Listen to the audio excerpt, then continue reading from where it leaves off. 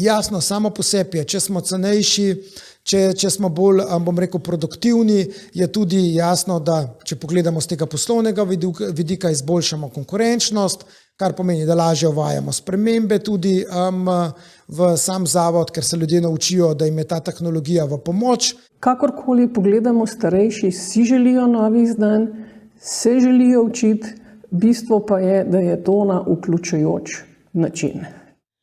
Recimo, zakaj večina tvojih kolegov uporablja pametne telefone, tablice? Tu bi rekla, da je kar stereotipno, torej da uporabljamo socialna omrežja. Nova tehnologija bo vedno bolj prisotna, s tem ni nič narobe. Moramo pa vse narediti, da z njo ne bomo zasvojeni. Odvisni je prav, da smo, zasvojeni pa ne smemo biti.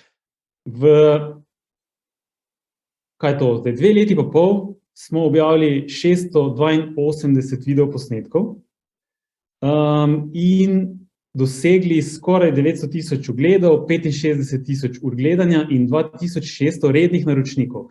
Ta problem imamo, tu pa potem končam, da lahko oziroma moramo spet pogledati drugemu v oči, namesto da si ogledujemo odsev sveta in sebe na zaslonu.